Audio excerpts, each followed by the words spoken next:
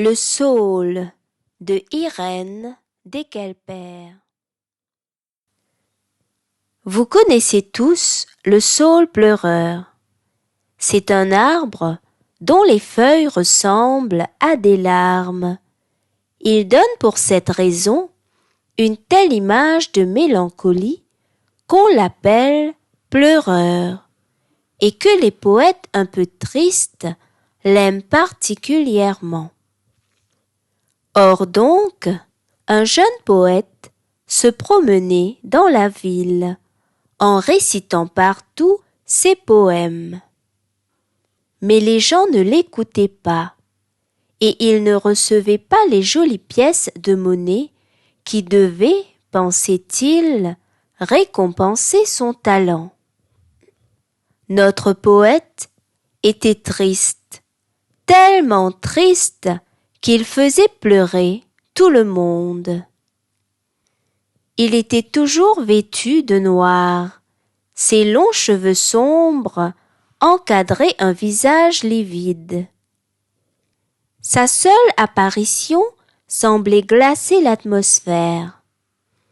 Il faisait même peur aux enfants qui n'aimaient pas le rencontrer le soir au bord de l'eau où il trouvait son inspiration. C'était là qu'il composait ses poèmes, assis sous un saule dont les feuillages mélancoliques lui racontaient de tristes histoires.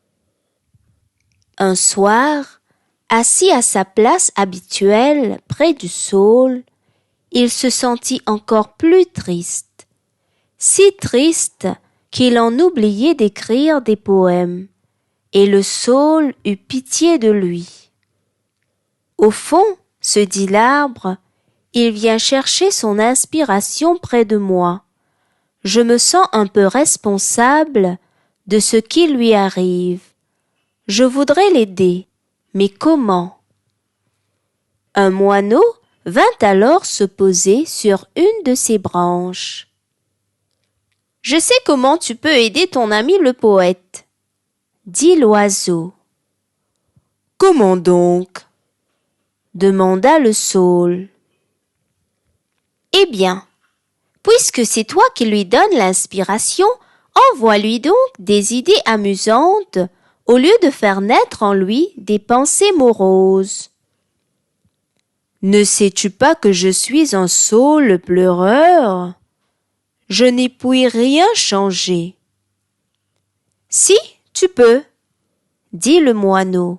« Il suffit de vouloir. La nature t'a donné une allure mélancolique. Mais ta volonté peut changer cela. Oublie donc que tu es un saule pleureur.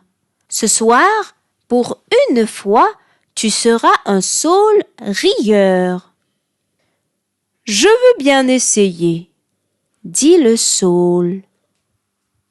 Et le moineau se mit à raconter au saule des dizaines d'histoires entendues au fil de ses voyages en ville.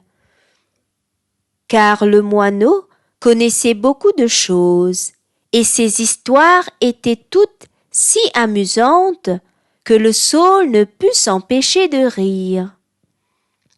Ses feuilles taillées en forme de larmes frémirent d'abord, indécises. Dame, elles n'avaient pas l'habitude de rire, mais elles furent vite conquises par l'humour du moineau et partagèrent sa bonne humeur. Le vent, qui jouait dans le feuillage du saule, fit naître une musique joyeuse qui vint caresser l'oreille du poète.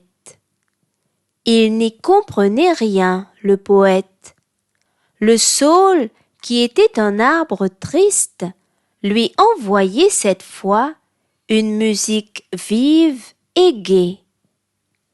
Bien vite, il s'empara de son crayon et se mit à tracer sur le papier les vers de joyeux poèmes.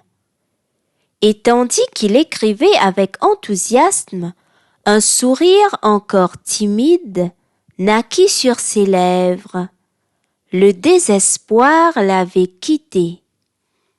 Pendant de longues heures, le poète écrivit, assis sous le saule, et lorsque la nuit vint, elle trouva le moineau endormi dans le feuillage, tandis que le poète reposait doucement, la tête appuyée contre le tronc de l'arbre. Le lendemain, un soleil joyeux réveilla la nature. Le moineau s'envola vers la ville, où il allait chercher chaque jour à manger. Le saule était silencieux, tout étonné de ne plus être un pleureur, et le poète, réveillé par un rayon de soleil, se mit en route pour déclamer ses nouveaux poèmes. En l'entendant, les gens n'en croyaient pas leurs oreilles, car cette fois, le poète, souriant, joyeux, racontait des histoires gaies. Tout le monde s'arrêta pour l'écouter. Sur la place du marché, les fruits et les légumes se pressaient dans les charrettes des marchands pour mieux le voir, et les fleurs s'ouvraient à la joyeuse musique des mots. Le poète apportait la joie sur la place du marché. Les gens souriaient, se demandant d'où pouvait lui venir cette inspiration joyeuse. Mais ils ne le surent jamais.